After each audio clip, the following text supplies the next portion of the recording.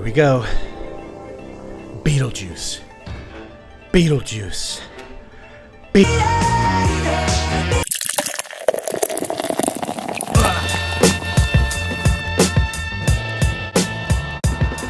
Well, folks, Beetlejuice is out in theaters, and it's good! It's a good return to form for Burton. It's a great return to the roles of Catherine O'Hara, Michael Keaton, and Winona Ryder. And it's a blast. I gotta say, the jokes in this one land a lot. I wasn't sure if I was gonna be cringing or laughing hysterically, and thank God it was the latter. This movie proves that Beetlejuice the character does work in large doses as well as small. It doesn't just get tired or annoying. Superhero landing.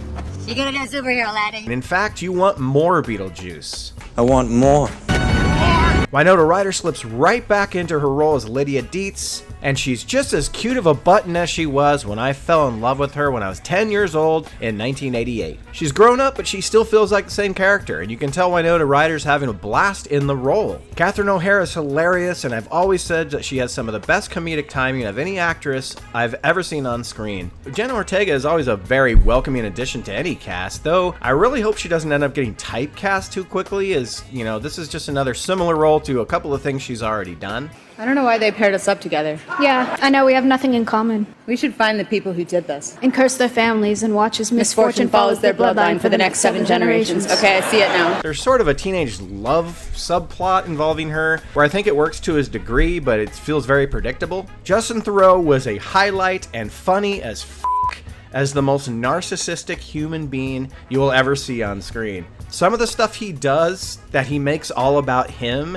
is so cringe-inducing hilarious that I won't mention it here because I want you to see it for yourselves. This boy was happy to be back in this world, and we see so much more of it in this movie. Willem Dafoe is also in this movie, and most of his jokes don't really land for me. He's sort of a kooky written character, but I get why he's there, and it's always good to see him. But the main man himself, Mr. Beetlejuice, oh my god, Michael Keaton crushes it in this movie. He hasn't skipped a beat. He's just as funny. I love it that they kept him a sleaze and didn't hold back from all of his perverted, gross tendencies. He's a disgusting guy, but we love him for some reason. And I'm glad the 2024 sensibilities did not get a hold of Tim Burton. There's a subplot involving Beetlejuice's ex-wife that I almost feel didn't really need to be in the movie because it doesn't change a whole lot, but it didn't bother me, and it's Monica Bellucci, so who doesn't want to look at her for an hour and a half?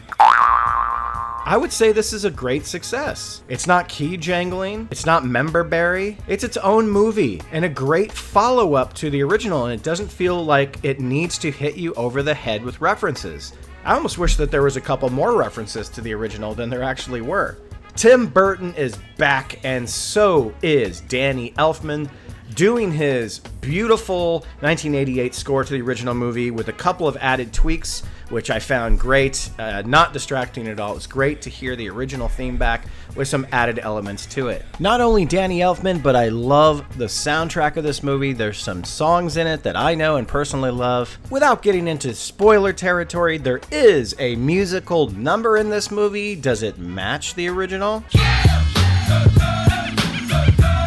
You be the judge. The aesthetic of this movie is all Burton. I love seeing him back playing in his sandbox with all of his toys. The humor's great, the practical effects, the practical creatures, the practical sets were just top-notch Beetlejuice world, and I loved it and appreciated it. And he also didn't shy away from claymation on some things when he could have gone straight CGI. This is how you make a legacy sequel. A filmmaker who obviously cares about the franchise, made a quality movie, and put his heart and soul into it, and it shows on screen. A cast of people, which none of them are phoning it in. I love this world. I love to look at it. I love to hear what the characters have to say to one another. The movie takes place during Halloween, which is awesome. I'm not exactly sure why they didn't put it out in October, but you know, business shit happens. If they can stick to landing for a third one, I would love to say Beetlejuice, Beetlejuice, Beetlejuice. Is this haunted room actually stretching? Or is it your imagination? And consider this dismaying observation.